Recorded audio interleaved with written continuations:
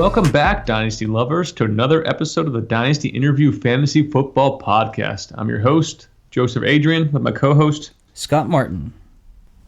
So today we got everybody's favorite position, the running backs. Where are my running backs? Where are my running backs? Everybody needs running backs. Everybody has to scout these guys.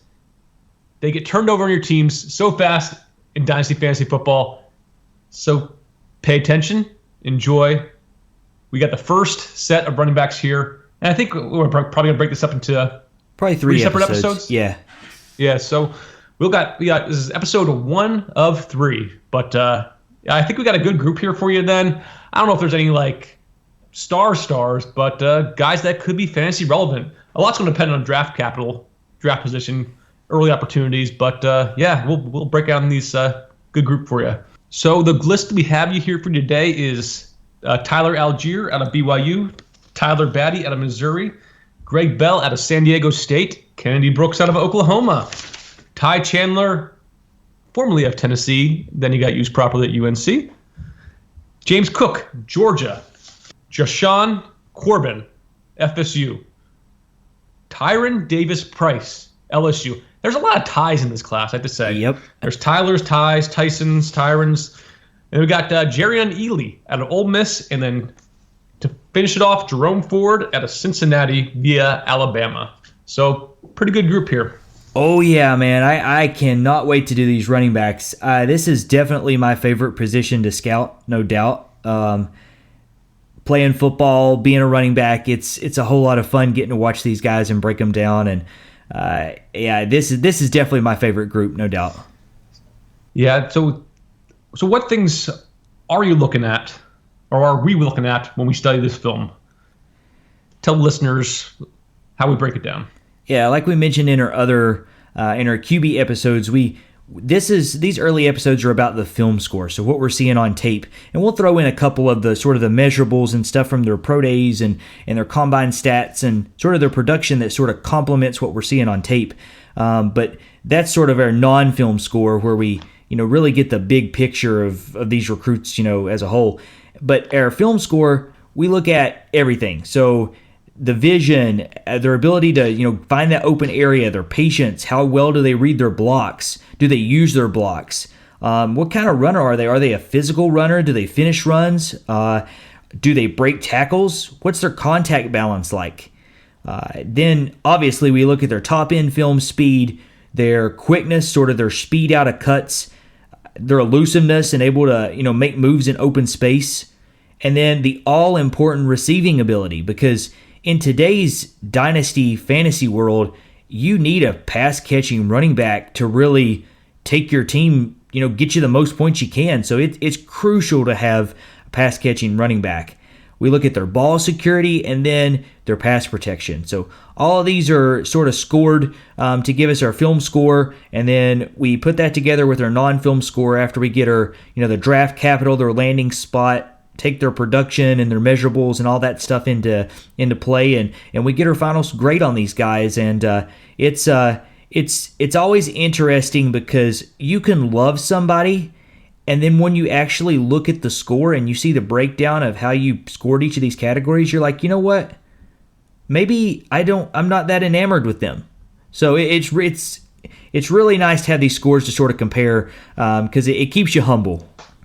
Yeah, we tried to assign a number score to these guys. So the score we have right now doesn't necessarily mean we're going to be drafting one guy ahead of the other. We're going to factor in everything come post-draft then. But let's begin. So first up on the list is Tyler Algiere out of BYU.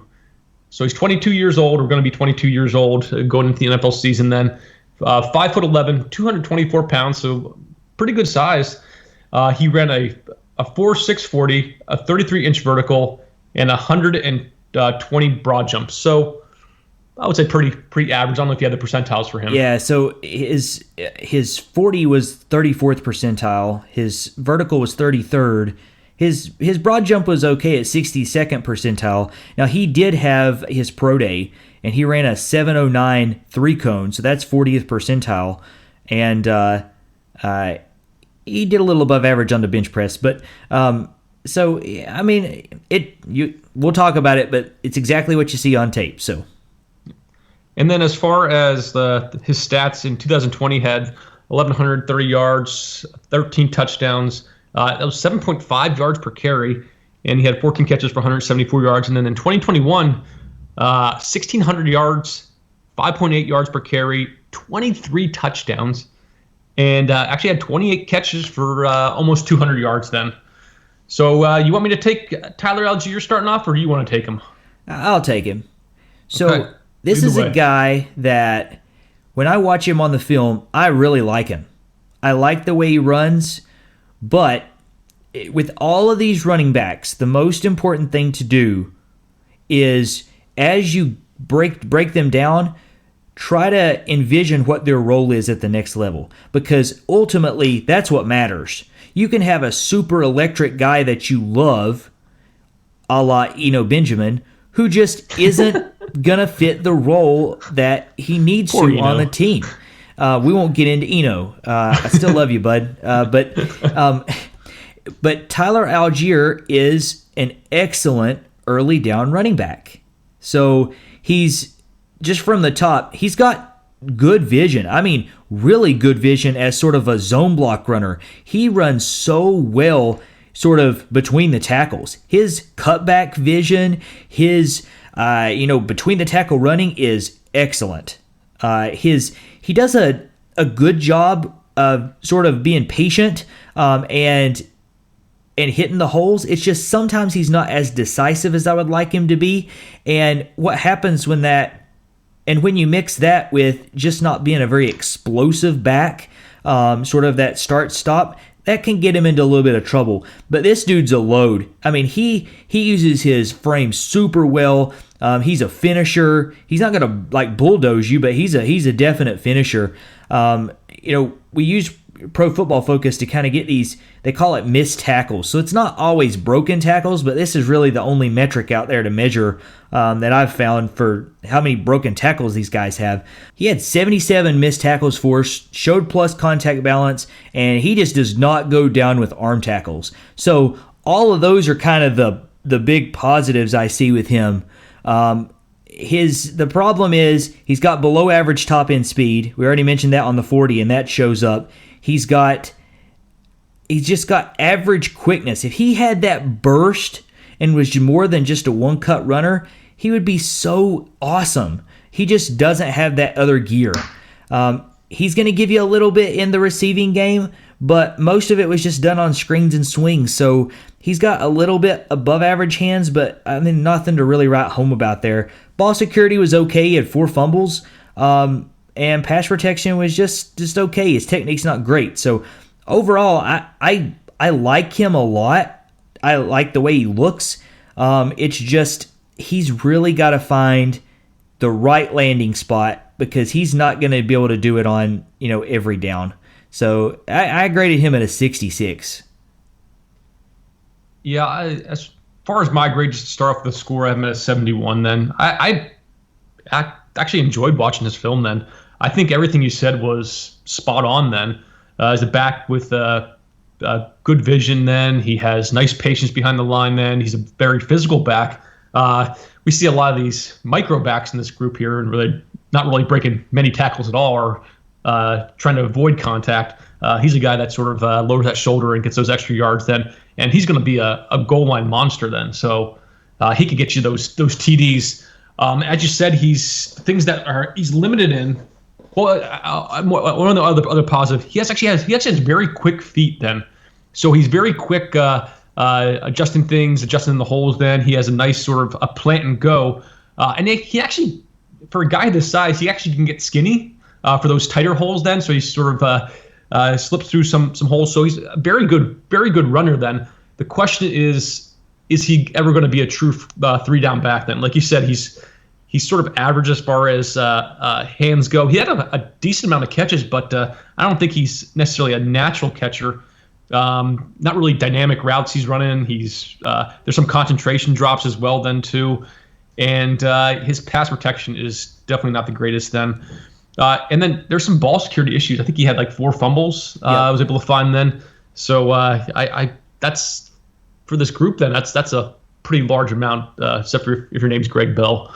And then I almost have him, like, when I was watching him, I came away with sort of that Ramondre Stevenson vibe then, who I like, but I think he needs that pass catching ability, but he looks like him somewhat. Yeah, his running style is very similar to Ramondre. I think Ramondre just does everything better though. Yeah. So like I said, that's the vibe I was getting. So I said Ramondre was a poor man's Najee Harris, and Tyler Algier is a poor man's Ramondre Stevenson. But like I said, he probably looked great in the Patriots offense, where he's that first or second down back. But I don't want him to go to the Patriots because it's already too crowded to begin with.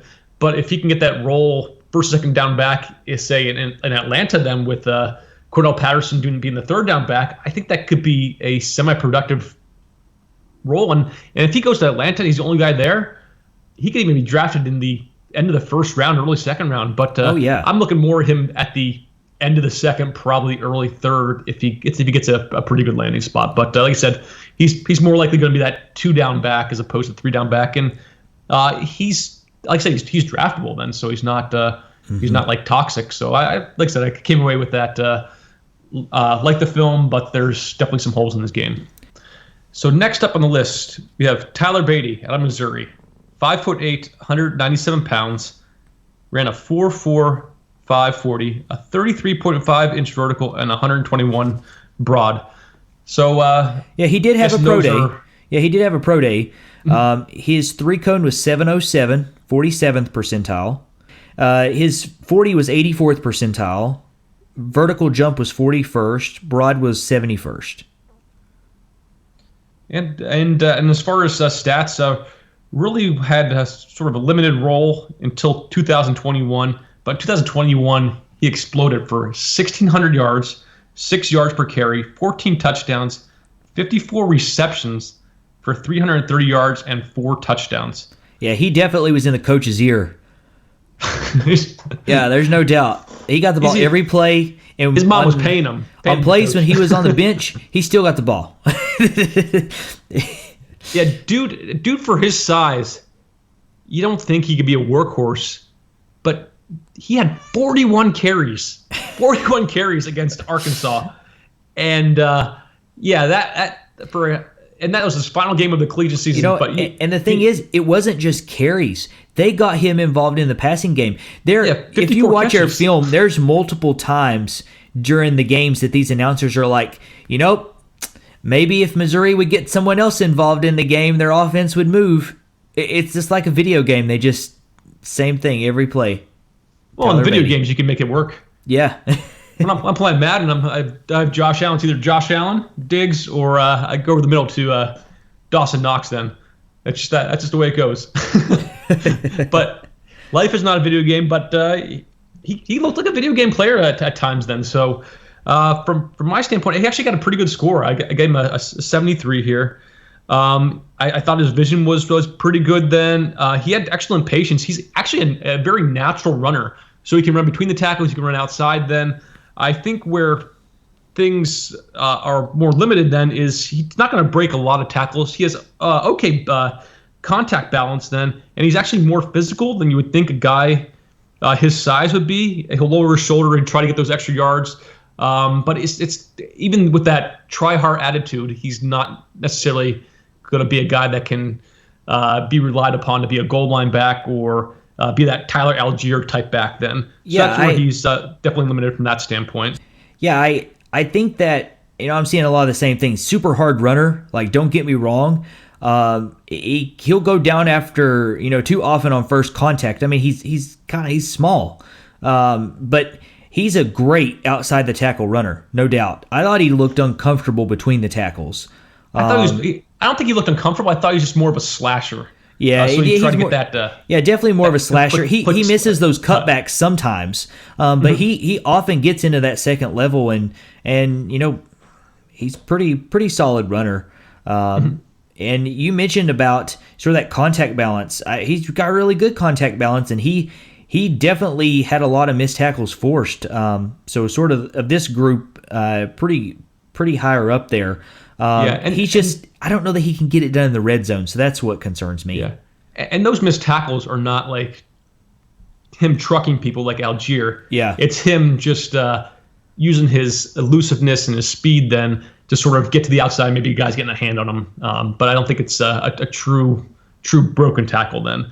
And then the other thing I had questions about in his game then is he caught a lot of balls, but I don't know if it was just me, but he didn't look natural. He didn't look like he has natural hands. And I thought he sort of lacked body control in the passing game. There was one game he caught 8 passes, but there was other times in that game where it's just he just didn't have his feet set. He didn't have his body set then, and it didn't look as good as I thought it would be. I thought he would be an amazing pass catcher based on this 54 catches, but I think it was just a more of a force-fed role than as opposed to being this elite third down back then. Yeah, and that's what I was looking for him to be, is a third down back, because he's a smaller back. I think he's more of a change of pace back. And the other thing is he's limited in pass protection. It's not very good. Yeah, he's a liability in pass protection. Yeah, that's for sure. Yeah. But you mentioned the hands. I thought he had very natural hands. The problem is what you're seeing on tape is you're seeing somebody 5'8" trying to catch a ball away from their body that doesn't have a big catch radius. That's why it looks like that. That's why his feet looks funny. Being 5'8", I know what that's about. Yeah, I'm 6'1", so I have a large catch radius, and I like seeing guys be able to catch balls pretty easily. Well, I thought he had an above average route tree for a running back, and I thought he looked electric after the catch. I thought in some instances he was a better sort of receiver out of the backfield than he was a running back. I wasn't impressed. I actually gave him a 9 for that. I really liked him. Yeah, I had him at a 6 as far as it goes.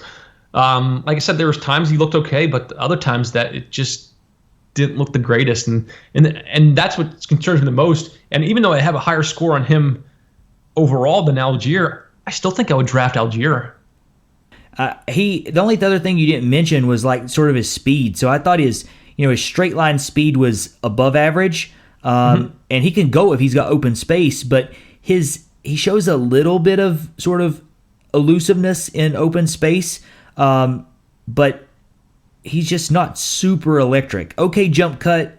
He's a third down receiving back that can handle some volume if you need to. That's what he is. That's what he is. Like I said, he doesn't have a large arsenal of moves. Then he's very smooth in the open field. But like I said, he's mainly a slasher. I have actually slasher written twice and underlined twice on my paper here. Yeah, what was your grade? I gave him a 73. Yeah, like I said, I feel it feels too high for me, but I like him, but I don't love him, and like I said, I liked Algiere better, but I gave him a lower score than Badie. Yeah, it'll be interesting to see what kind of position he gets, where he falls. I could totally see him being a later round pick, if not undrafted. So if he goes to somewhere he can use those electric skills, he'd be a nice, maybe somebody that potentially could be a flex option at times, but he's not a every down running back, and he was a 64 for me, so he was a little bit lower than Algiere. I definitely like Algiere better. Yeah, so then next on our list then, so Greg Bell out of San Diego State. Originally was at Nebraska, but so Greg Bell is going to be 24 years old. Red flag already. He's 5'10 and a half, 201 pounds, so thinner guy for his height then. Didn't run a 40, had a 31-inch vertical and a 120-inch broad jump. Yeah, so he had his pro day too. 4.6 340, 25th percentile. 7.17 3 cone, 25th percentile. His 31-inch vertical was 15th percentile, and his broad jump of 120 was 62nd. So that's what I saw in film. Yeah. Well, but as far as his 2021 season, he had almost 1,100 yards, 4.5 yards per carry, 9 touchdowns, 4 catches for 5 yards. So not really much of a receiving threat. So I really don't like him much at all. He is by far the lowest score of this group. I have him at a 54. And my main comment is meh. Well, I loved watching him on tape. I think I probably graded him. I'm not a fan. Yeah, I think I graded him pretty good. He got a 63 for me. So the problem is he's an undersized early down running back because he can't catch the ball and he's not good in pass protection. So he's an undersized early down running back, but just doesn't run like one. But he has no role. Well, see, that's the problem. He really doesn't have a role on a team. That's going to make it tough. But he's super fun to watch. I thought his vision was very, very good. I thought he had plus vision. There's so many times he finds that cutback all the way back around. I mean, he's just excellent vision. Very decisive runner, very good tempo, just such a beautiful running style. He reminds you of a sort of that Lev Bell fluidity. That's what he has. He does get happy feet at times, though, so that sort of mucks it up a little bit. But he's a physical downhill runner, can lay the pipe. He just doesn't really move the pile. He's not a pile mover. I didn't see that physicality. I thought he was a physical runner, just not a. But he's not going to push anybody. Yeah. Well. Okay. Yeah. He's a sort of that Badie sort of physical runner. He just doesn't break tackles. But he had 29 missed tackles forced. So that tells you a lot right there, especially with as much volume as he got. And his contact balance is a little above average. The speed is the big killer here. After 20 yards, he slows down. He's already at top speed. And so he's a great sort of 0 to 20 yard runner. But he's above average sort of acceleration out of that one cut and explosive. Like his one cut is super explosive. One of the best of this first group. It's just he doesn't have any sort of make you miss stuff in open space. And you mentioned the receiving, 4 receptions on 6 targets. And if you watch him, he was avoided because he does not feel the space as a running back to catch the ball out of the backfield, and I don't know if his hands are very good. He fumbled the ball 6 times. 6 times in 2021. Now, he had 128 carries in 2020 and didn't. So I'm not sure where all that came from, but it definitely peaked its head up. And as a blocker, I mean, I thought the guy was physical enough. I'm not sure why he struggled so much, but he struggled at times. So he was very average overall as a blocker. So he came out with a 63 for me. Yeah. So he's not going to be drafted in the NFL draft, and I'm not drafting him in fantasy by any means. No, he of this group so far, he's one of the ones that I'm pretty sure won't get drafted, and he's. I don't know that he's somebody you can roster, even if he goes to a perfect landing spot. Let's move on. Next up, Kennedy Brooks. Going to be 23 years old out of Oklahoma. 5'11", 209 pounds. Ran a 4.5 940, 31-inch vertical, and 120-inch broad jump. I think everyone's jumping 120-inch broad jump and having around a 31-inch vertical. Well, here's the key now. You said a huge red flag number there, that vertical. He had his pro day. So I'm not sure what happened during his vertical, but he is a lot different. So I'll give you the percentiles here overall. So his 40 was 37th. His 15th percentile vertical at the combine was a 66th percentile. He jumped 35.5 inches, so 4.5 inches higher. So something happened during his jump. How? I don't know. I don't think they're measuring right at Oklahoma. Well, I don't know. His broad jump was 62nd percentile. He did run a 3-cone at his pro day, and it was 7.03, which is 51st percentile. Yeah, and then as far as stats, so he had over 1,000 yards in 3 separate seasons, then took the 2020 season off, but in 2018, 2019, and 2021, in his freshman year, he actually had 8.9 yards per carry. And then in 2021, he had about 1,250 yards, then 6.3 yards per carry, 13 touchdowns, 9 receptions for 73 yards through the air then. Now, the reason you're mentioning that 2018 stats there is because in 2019, there was some sort of alleged physical abuse, and he was cleared of it. I don't really know any more details, but And then he ended up opting out of 2020. So that's why there's that little gap in time there. But he came back and he was ready to play. Yeah, he did a COVID opt-out, maybe some off-the-field issues. But yeah, came back to play in 2021. So you've got to let me start with him. Well, I was actually excited to watch this film. Yeah. I remember watching the Texas-Oklahoma game and saw how he sort of stood out there. But you could start with Kennedy Brooks. So I see him as an early down running back, and that's about it. But there's one word that describes Kennedy Brooks and his running style. Ugly.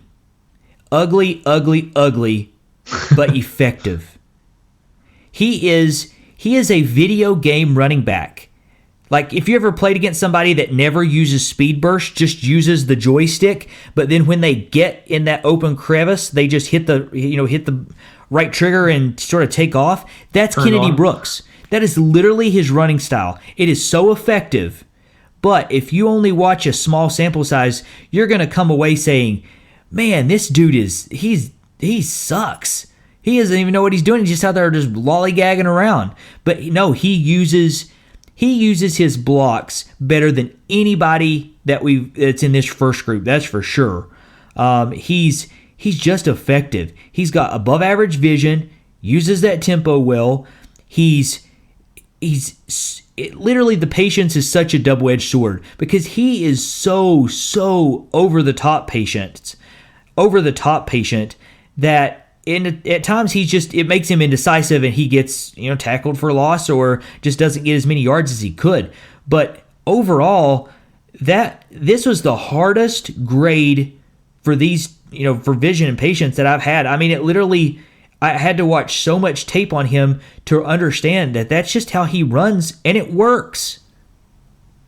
Yeah, like I said, you said the patience is one of his top grades for me. And I think he sees the field well then too.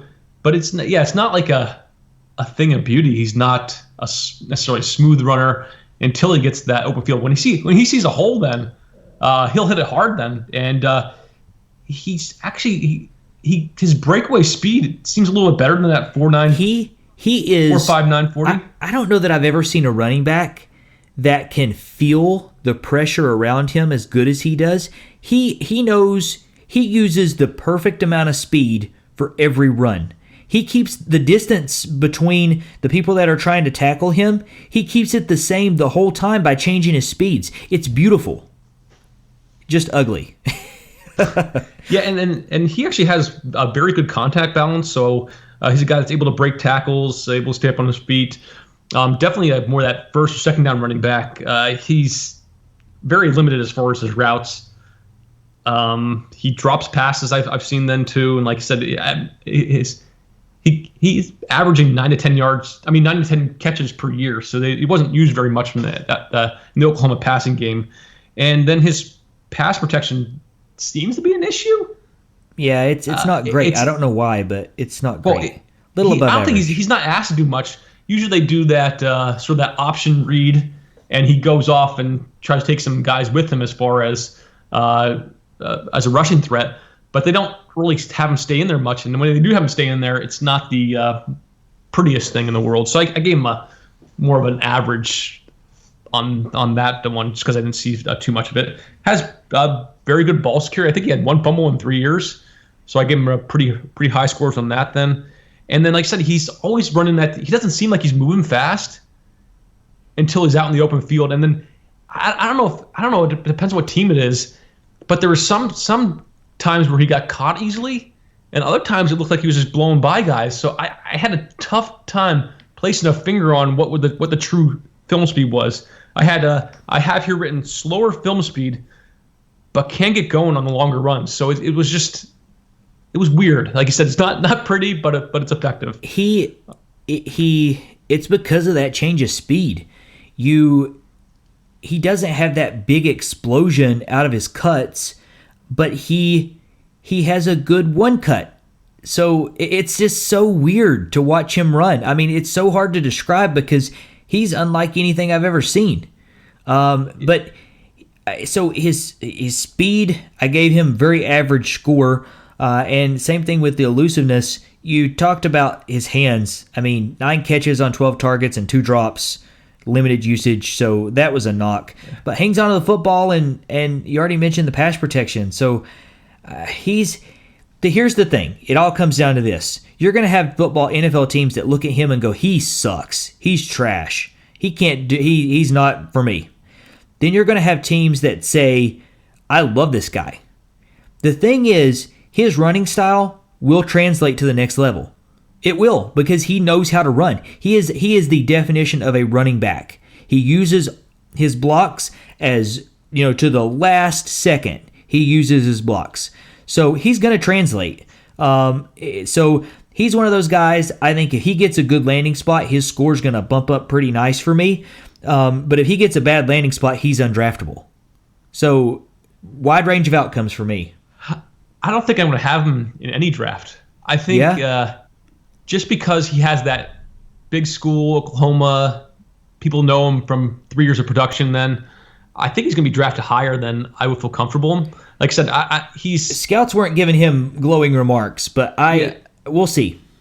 But he's not going to offer that fantasy potential without that pass catching role, and I think he's going to need a lot of volume. But if he's in a committee, he's early down running back. But I think he's going to be an effective early down running back. I mean, you mentioned the yards per carry. There's a reason he has that yards per carry. It just works. Yeah, and I think it's that good contact balance and that breaking tackles, because like you said, his elusiveness. He more just does a sidestep. I wouldn't even call it a jump cut. He just sort of steps to the side and like I said, his vision I think is the main key there, and is just a natural running thing. But I think he just uses more of his athleticism at the college level, and I don't know if it's going to translate with the better tacklers in the NFL. So like I said, I'm not overly excited on him. I have a game of 67. I think he's as far as the group here, I have him as my sixth running back of the 10. So he's sort of in the middle of the pack there. But landing spot, it makes a huge difference as far as running backs. But I said I'm not beating the table going out there and drafting Kennedy Brooks. Yeah, he got a 66 for me. So pretty similar. But we'll see. I love when you like a guy a lot more than I do. The problem is I don't really like him. But I think he's going to be successful. Can we talk about somebody good? I hope you like this guy.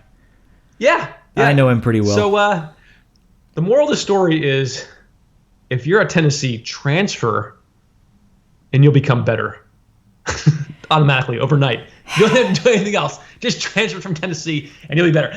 And we got the prime example of this, and that's Ty Chandler, UNC, 5'11", 204 pounds. So not the best size, but definitely has some speed. 4'3", 840, has a 31-inch vertical and a 120-inch broad jump. Yeah, so 95th percentile 40, 15th percentile vertical, 71st percentile broad jump. Did he have a combine at the UNC or pro day? Yeah, he didn't run the 3-cone though. He had 15 reps on the bench, 21st percentile.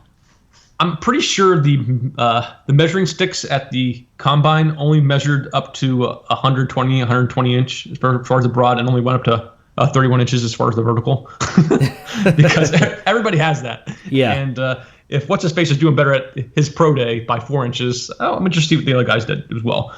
But yeah, so he had 4 years at Tennessee, and I think he took advantage of that COVID extra year and transferred to UNC in 2021, and then put up almost 1,100 yards, 6 yards per carry, highs as far as compared to all his 4 years at Tennessee.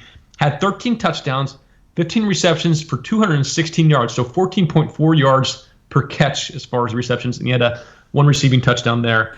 Go ahead. I want to hear what you have to say, because I have this guy graded really high, and I didn't expect to. Yeah, so he's the highest I have of this group, and I remember I was talking to you about him when I was watching Sam Howell, and I actually when guys stand out and when you're scouting other players, I always tend to look it up, see who the guy is, and I went to Tennessee and I texted you like, what's wrong with Tennessee? Why can't they get this guy on the field and used? But I liked him a lot when I was studying Sam Howell, and then I liked him a lot when I sort of delved into his tape here. I think he has very good vision then. He actually has very good patience. and he hits the hole fast. Like his acceleration is very good. Then he's able to get to that top speed very well. And of this group, you can easily see that he was the fastest. Oh, definitely. Of this at least this 10 player group that we have here. Yeah, everything you're saying is exactly what I saw. Flashes plus vision. He just feels the openings and explodes through the holes. Yeah, and his acceleration is just like that. Phenomenal. Like a snap of the finger, and he get the top speed quickly. His elusiveness, I had him at a 6 first, and then as we watched him more, I had him at a 7, and ultimately had him at an 8. So wow. I first had here not over elusive. That's more at the line of the scrimmage. Then I don't think he has like that quick cut, and then he lose some speed then, or when he's sort of in the open field. But I think that's more because he's going so fast. But it works, and he has a wide range of moves. Then as I watch more and more games, he has a spin move, he has a plant and go move, the one step. He has a nice jump cut, and he actually has, I don't know, it's like a devastating stiff arm, but it's effective. So there's multiple times that he sort of just brushes guys off with the stiff arm, and so I bumped him up as far as the elusiveness in the moves in open space then. And then he didn't have a great amount of catches, but he had some routes that were sort of down the field. They lined him up in the slot then, and he looks natural when he does that. And like I said, his run after the catch then, so 14.4 yards per catch, that's really, really good as far as a running back then. You're not seeing that. You're seeing, we just did, Greg Bell who had 4 catches for 5 yards. At Tennessee, he was a receiving back. He was just solid and steady there. So that's what I thought I was going to see on film. I thought I was going to see a faster receiving back, but he's complete back. Yeah. And the only really things I have to knock him on is I don't think he has great physicality. He's not powerful. He's not going to make the pile move then. He doesn't avoid contact per se, but it's just not a finisher as far as runs. And then his pass protection, you didn't see a lot of it.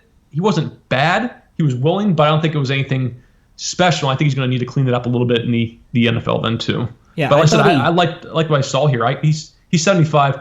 The main red flag though, he's going to be 24 years old, playing 4 years at Tennessee and then 1 year at UNC. He's going to be 24 years old at running back going in there. So that limits his long-term potential. If he gets the right landing spot and it looks like he's going to get usage right away, he has value there. But if he's buried on the depth chart, that could hurt his draft stock significantly then. Yeah, he's one of those guys that definitely needs an early window to play in time. But he didn't. It's not like he got tons of volume playing at Tennessee, so there's a lot of tread left on the tires. But I thought he was a run finisher, just not a punisher. So he finished runs. He didn't get knocked backwards. He just didn't. He's not overly physical. That's just not his run style. Mm-hmm. He's got good contact balance, so he runs through arm tackles pretty easily. But the thing that popped at North Carolina that was not at Tennessee is he is super quick. His burst and explosion is unreal good. So I was very impressed with that. 1 fumble on 187 carries is excellent. He appears improved as a blocker since his time at Tennessee. He was not very good there in that role there, but at North Carolina he looked like he made some strides. So overall, his grade for me was a 76, and I love this guy. Yeah, he's definitely a guy to pay attention to. I don't think he's ever going to sneak into your back at the end of the first round or the top of the second round. I think he's going to be more that end of the second, early third running back, depending on landing spot. But that's not bad. That's a guy that's useful. And like I said, he has potential. Just the age is a red flag there as far as usage. So he has to have a landing spot that has an early pathway to playing time, because he's not a guy that's going to develop and turn to something over a 3-year period. He'll be 27 then. And running backs, that's when their career sort of falls apart anyway. Yep. Okay, I think the next guy is actually a good segue from Ty Chandler then. That's James Cook out of Georgia. Pretty similar size, 5'11", 199 pounds. had a 4.42 40, 33-inch vertical, and a 124-inch broad jump. I guess they can get above that 31 and the 121. Yeah, so 88th percentile 40, 33rd percentile vertical, 84th percentile broad jump. It seems like it's just a few inches makes a huge difference as far as the percentiles then. But he had limited usage at Georgia his first 3 years. Got some nice usage here in 2021. Had 728 yards, 6.4 yards per carry, 7 touchdowns, and then 27 receptions for 284 yards and 4 touchdowns. So I started off with Ty Chandler. I'll let you take James Cook. Before this process, we started scouting this. I pictured this guy you would love, so I'm interested to see what you have to say about James Cook. So I see him as a restricted to the outside tackle runner, and he's ultimately going to be a third down change of pace back. So everything, as a Dalvin Cook lover, truther, I mean, he's my favorite player. It's not even a comparison. But I thought this was going to be the guy that I was going to fall in love with. I was already thinking, man, I'm going to try to sneak this guy at the end of the first round. Like I'm pumped to get him. I don't have that opinion anymore. But and the problem is he has traits that are excellent. But he has everything you need from a every down running back, that sort of through between the tackles, that explosion, that, the things that a running back needs that Dalvin Cook is elite at, he does not have. So I thought that his vision was above average. He gravitates to daylight. He doesn't see anything between the tackles, but outside the tackles, he's very good. He'll miss reads, but he fills the cutback pretty well, and so he has above average patience. He runs hard, but he's not a very physical running back, so very average there. Only 25 missed tackles forced, so he just doesn't break as many as you'd expect, and he has average contact balance, but that's about it. The speed, I mean, home run speed, baby. I mean, he's a couple steps and he's gone. It just like Dalvin. 1 or 2 steps and he's full speed and he's gone. He just the thing that Dalvin has is the explosion in and out of cuts, and he doesn't have that. He doesn't have that same explosion. So he's a speed runner. That's pretty much what he is. His hands are elite. He has very natural hands. He's a plush route runner. I mean, how stupid do you have? It just makes me so angry watching that Tennessee game, because every game they ran him out of the backfield, got a linebacker on him, and threw it to him every single time. So why would you not cover that? Literally, just call timeout if you're confused in coverage. You know he's going to get thrown over your head. But he's an excellent route runner, great hands. Ball security is top notch. Only 1 fumble in 2020. He had no fumbles last year, and he's definitely not a pass protector. So thank God that he's not the worst in the class, but thank God that he's a great receiving back, because he wasn't asked to pass protect for a reason. So he complemented their backfield beautifully, because we'll talk about Zamir White sort of at the end of these shows, but he's sort of the opposite of James Cook. So great compliment there. Yeah, this guy is not a workhorse. He is not going to ever be a 3-down running back. I just don't see it unless he can add another 15 pounds onto that frame. He didn't seem like and it did seem like a frame that was one to add in weight. It was more of a thinner frame, and so I don't know if we can even has the ability to do that or do it well. But he's an excellent receiver. The problem is he can't block. Yep. Needs a lot of work, and he whiffs at times. He's going to get a quarterback killed. Would he be better served as a slot receiver? Absolutely. He could be that's one. What I think his role in the NFL is. You put him on a team, you put him on a landing spot that utilizes his ability to run routes and catch balls, and he will be a flex option. Yeah. As a Bills fan, I almost see him. Oh, God, he would kill it in Buffalo. Yeah, I think if he could take the Isaiah McKenzie role, where he's in the slot, and then he also at times will line up in the backfield and use misdirection and all that. I think he would be amazing in that regard. Just I don't want him to block him. Oh dear, I didn't. Oh man, I didn't think about that. If he goes to Buffalo, that's a perfect spot. Man, I hope he goes there. Get rid of Duke Johnson. Yeah, I hope he goes there. James Cook, and then like I said, that Isaiah McKenzie role would be awesome. Another good thing is maybe the Giants then with Brian Dable there. But I actually see. I don't want anybody in New York that's fantasy relevant in any way. Well, and honestly, I see them using. What's his name? What's that guy's their first round pick last year out of Florida? Why's it escaping me? Tony. Yeah, I want to keep on say Percy Harvin, but also from Florida. But yeah, Kadarius Toney, I think they're going to use him sort of in that role and then take advantage of his skill set that way. But but I think that's his ideal position. And it's not necessarily he's going to maybe give you a game where he's going to put up a touchdown and get a bunch of catches then. But I don't think he's going to be doing like the Torch in Tennessee every week for 3 touchdowns on just like 13 touches. I'm glad you brought it up. I didn't want to seem like I was busting your balls there, but I wanted to at the same time. Well, I know it was coming. Yeah, and the dude never had more than 12 carries max in a game then. He gets other touches, like I said, in the receiving game. I mean, again, this is Georgia. They have like 5 running backs there they're trying to feed. Oh, yeah, so, but are we going to see him become... He'll get more volume, but I don't think anybody's going to draft him as a every down running back. If they do, his stock's trash. But if they draft him in a place where he can use this receiving skill set and this home run ability, he could be dynamite and be a flex option. Yeah, because like I said, running back wise, the cons are can't break tackles, doesn't have physicality, and can't pass protect. So he's a slot wide receiver. Yeah, or a slash player. 68 for me.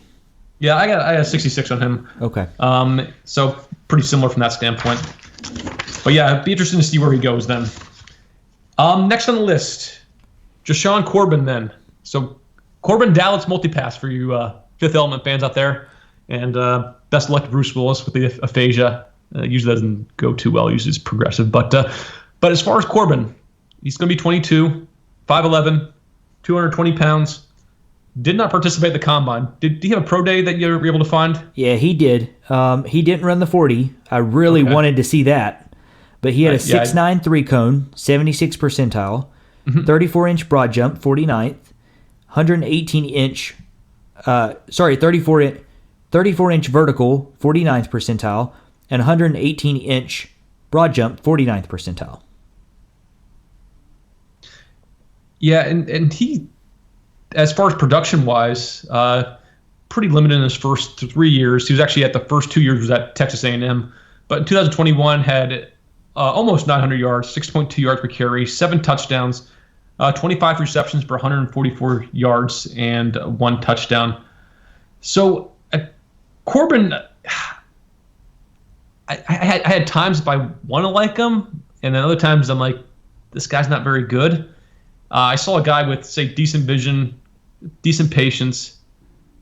Physicality wasn't really there. He's I think his QB was actually more physical on the runs when he was doing those draws up the middle. I thought he laid his shoulder down more than Corbin. And then I said he has a pretty good stiff arm, but average otherwise as far as breaking tackles. Then he has some long speed. He had long runs versus Notre Dame and Louisville, but other times you're seeing him get caught. Then so I was really interested to see what that 40 time was. But I had the same problem because I wanted to say this guy was going to be a burner, but after I watched the more tape I watched and saw more long runs, I think he's a 4.5 flat guy. So he's mid-pack. He's mid-pack.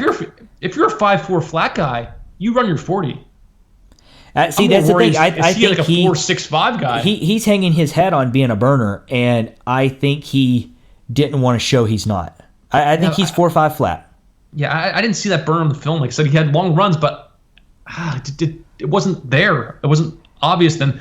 And then quickness was okay. Looseness maybe more so in the open field, but not much at the line. I don't think he can create much himself. And receiving wise, he had 25 catches, but he was dropping screens then. He was used as far as different routes as far as the passing game then, in various positions on the field. But it wasn't like he was special. Now the key is the tape that we watched were all of his drops. Two drops. Oh, there's 2 drops. Two drops. Okay, so maybe I'll see more of that. Then. Yeah, you don't let that cloud it up too much. But and then as far as third down, then he's a horrible pass protector. he was whiffing. He was just didn't see where the rushes were coming from. Then he's getting his quarterback hit pretty hard at times, and at most he may get in the way, but he was I would say poor. Yeah, you look at the grades that they have on these blocking, and he was graded well, but he was not a very good blocker. So overall, I thought he's not afraid. He's just small. So I thought he was very average at best of a blocker. He didn't see it. But so the question is this guy more than just a home run third down running back? Is he more than a poor man James Cook? I thought his vision is similar to what you said. I thought he ran with very nice tempo and pace. Above average vision. He anticipated cutbacks well at times, and he did an okay job. His patience is just average, and he really needs to be more decisive as a runner. Definitely not a physical runner, just like you said, and doesn't break a lot of tackles, but he has good contact balance. His top end speed, we mentioned, I think is 4.5, so above average. His quickness and acceleration, his elusiveness is very, very good, I thought. Thought he was super quick in and out of cuts, and I thought he was big-time quick twitch in open space. He's top speed in a couple steps. You don't see him pull a lot of moves in the open field because I think he has that quickness to get away from people. He's got the receiving prowess. He's 24 catches on 32 targets. He's electric on screens, and I thought he had beautiful natural hands. So he's definitely hang his hat there. Protects the ball well. Only 2 fumbles last year, and the grade because he does a lot of things not so good comes down. He's an electric playmaker, but the problem is, even in this first group, there's a lot of these electric playmakers that are just third down receiving backs, so he's going to have a tough time finding that landing spot. I mean, it's hard. I'm not going to take him over James Cook, and I'm not going to take him over another guy that we're going to talk about later. So he's probably going to go undrafted. As far as fantasy, then, or as far as fantasy, I think somebody will take him in the later rounds of the NFL draft. I think he's going to be drafted as far as the NFL, but I got a 65. Yeah, I had a 62 on him. I wasn't overly impressed. There's some scouts that love him, and then other ones are not that high on him. But I don't think he can handle the volume to be an every down back. Not a between the tackles runner really, and so he's a third down guy. Yeah, you sound a little more positive on him than I am, but scores are fairly similar then. Let's move on. So next one, Ty Davis Price out of LSU, 6 foot, 211 pounds, so decent size. Ran a 4.48 40, a 30-inch vertical, and a 117-inch broad jump. So what percentiles we got there? 77th for 40, 10th for vertical, 38th broad jump. He hasn't had his pro day yet, so that's on the 6th. And we know the LSU pro days, they really pump you up pretty good. Yeah. As evidenced by 2020 and who was that? Got wide receiver Marshall. Yeah, Terrence Marshall. So you have to take this guy first because I don't know how to grade this guy. He's everything and nothing. He is inconsistent. So please, I can't wait to hear your take. But first his stats. So 2021 had pretty much 1,000 yards, 4.8 yards per carry, 8 touchdowns, 10 receptions for 6.4 yards. Then, so you want to hear my comp for him? Yes, let's hear it. He reminded me of like a small Derrick Henry. So let me explain. I don't know about that. Like, he loves contact. He lowers his shoulder. He gets his nose in there. He's a long strider like Derrick Henry, so he doesn't look fast. But in open field, when he gets that speed up, he can actually have these longer runs then. Yep.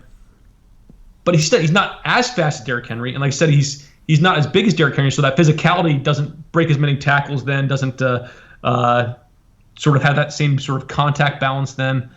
And then he doesn't really do much if you get him right behind the line. And you see that with Derrick Henry. That's the key to Derrick Henry stopping him, is getting him before he can build up that momentum then. And I'm not saying he's Derrick Henry. Don't go out there thinking you're drafting Derrick Henry. He's not even close to that. He's close to being even draftable in your dynasty rookie drafts. Then his vision is he runs into the back of his guys at times. Then definitely runs into the back of his guys, even in the open field.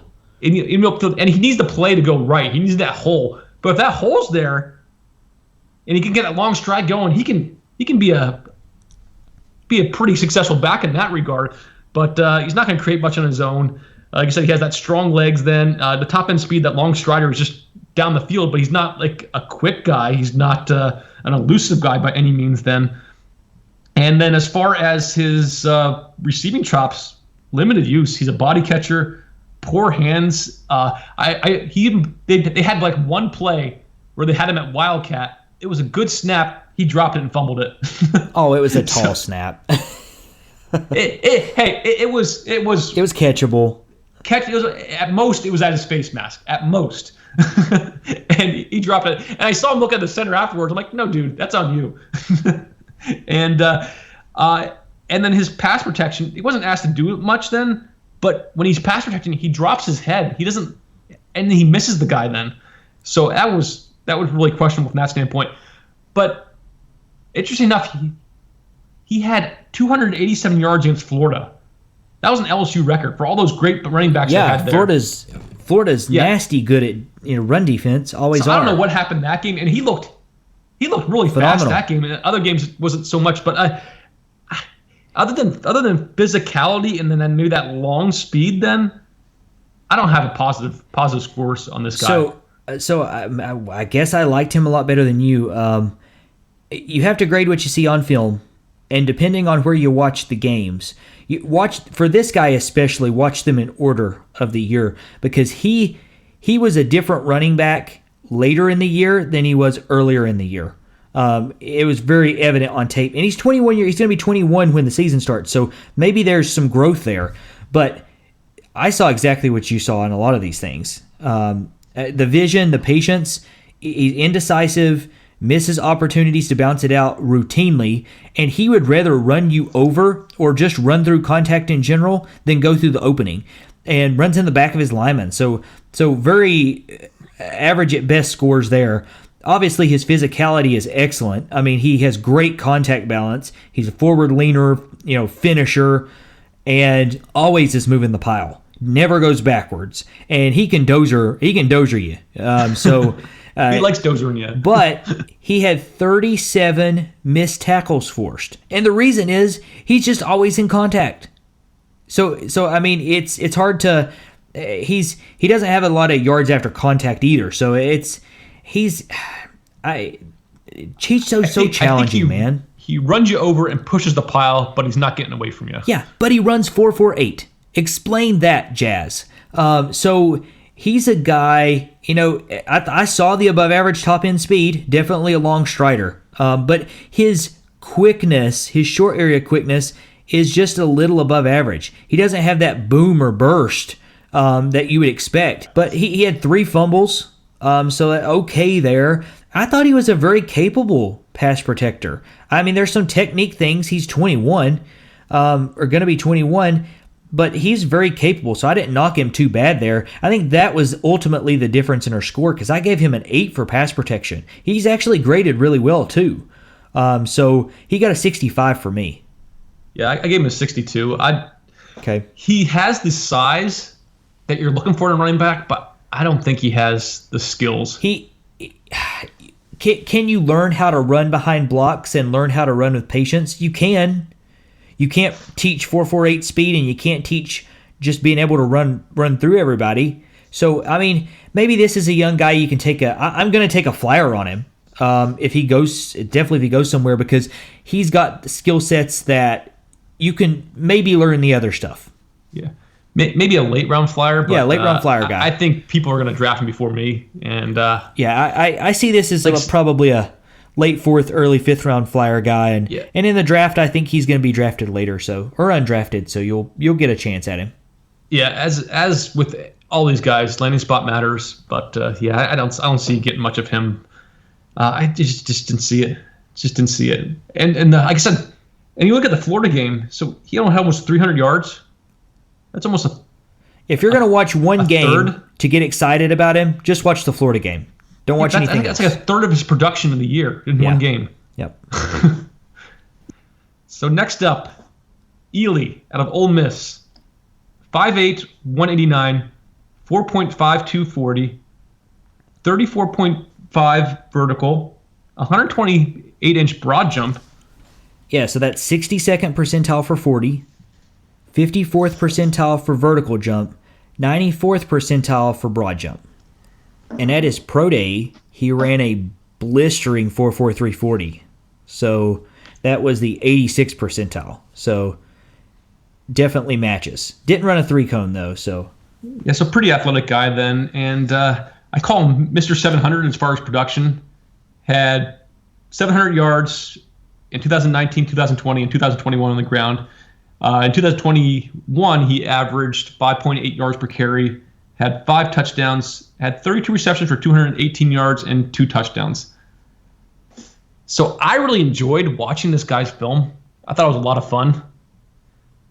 The question always comes down to, can he do anything in the NFL based on his size then? And I sort of feel like him, the way I felt about, Javon Hawkins out of Louisville. I really enjoyed watching his tape, but like I said, I didn't really think it's going to translate necessarily to the NFL here. So he's a player with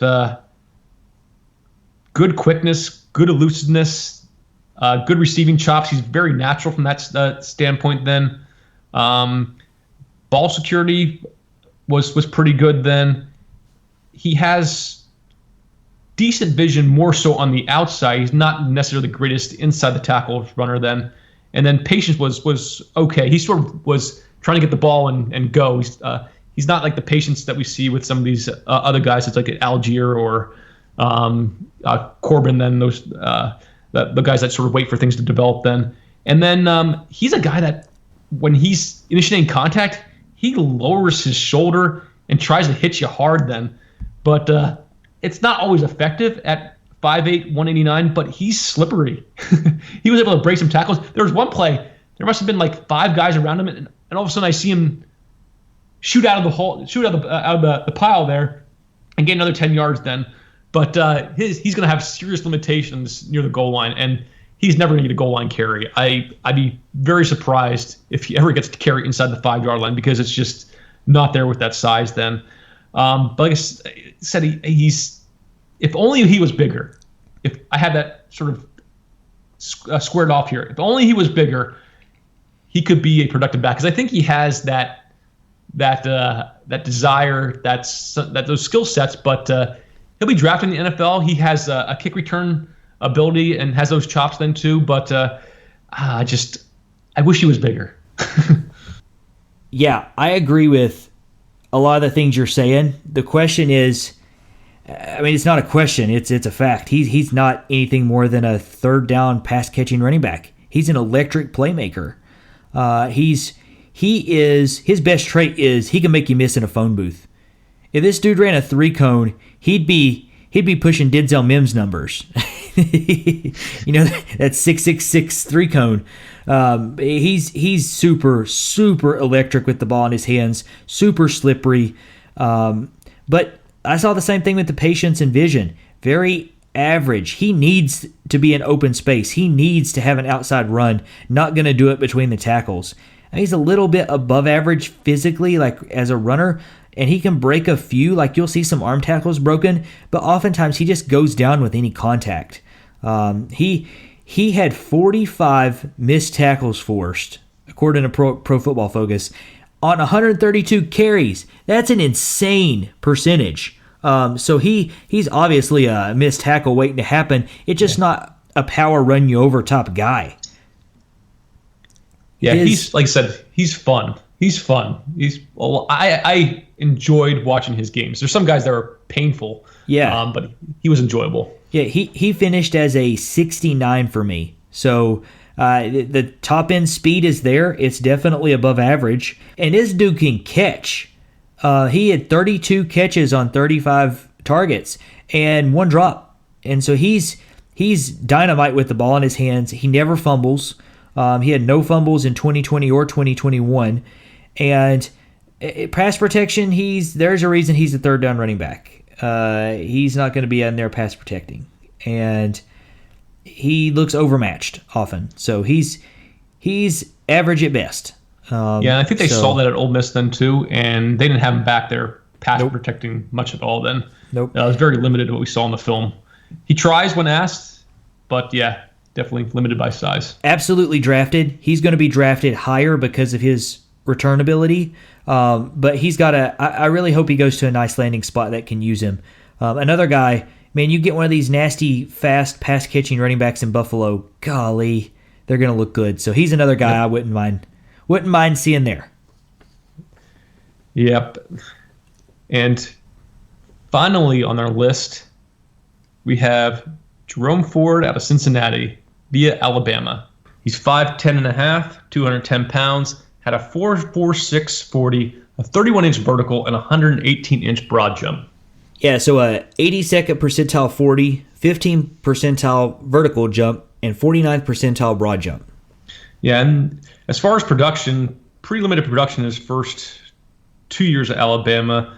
Then had almost 500 yards in 2020, but really turned it on in 2021. 1,300 yards, 19 touchdowns, 21 receptions for 220 yards and a touchdown. So Jerome Ford is one of the few backs in this class that I see as an obvious 3-down potential. So that's the one thing I want to make out as far as a point right away then too.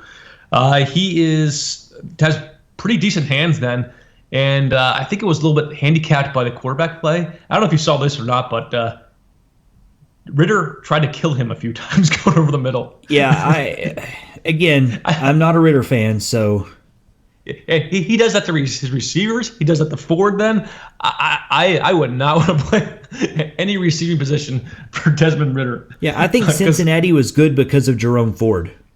I agree. I was going to say the same thing. Like I think they were good. I think they were competent because of Jerome Ford and what he brought to the table. Then he has a good vision, very good patience. I found then. He has decent elusiveness with the pause and go. He is actually very quick feet then too, and I think his contact balance. I really like that.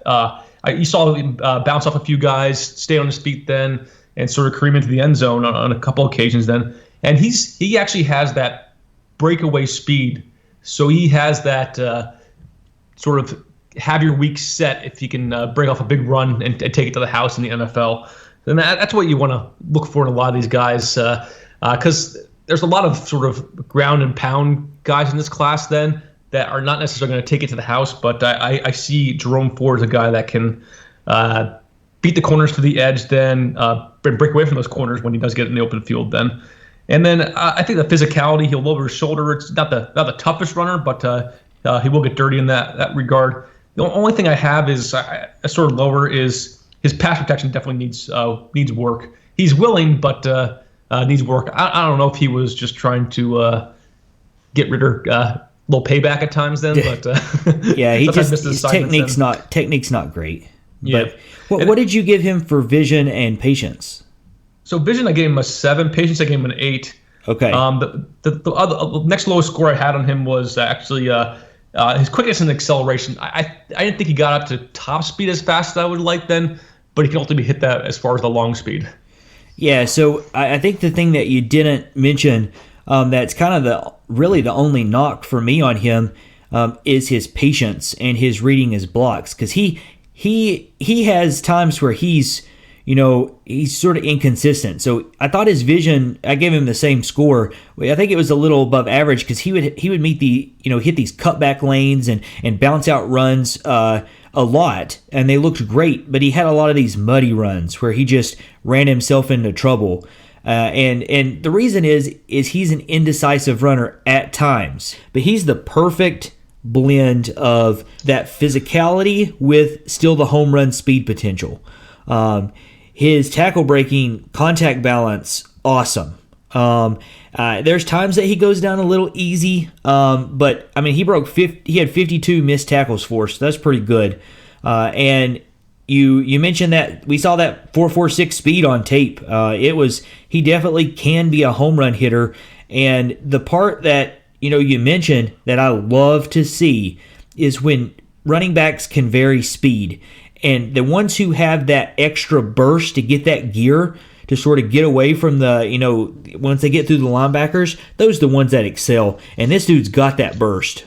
This dude's hands are very good. He had no drops, no career drops, but the problem is only limited pass work. But I think that he's got plus potential. I thought he had very natural looking hands. So I think he's somebody that can fill that role. Excellent ball security with only 2 fumbles. And this is a guy that's absolutely got every down back potential. Put him in the right spot, he could hit that back into the first sort of draft pick. I love this guy. Yeah, I would. Everything depends on landing spot for the guys in his tier then. But that's, I think, all we got for episode 1 here of the running backs. We'll have 2 and 3 coming out very shortly. So this is Joseph Adrian signing off. And this is Scott Martin, and you just listened to the Dynasty Interview Fantasy Football Podcast.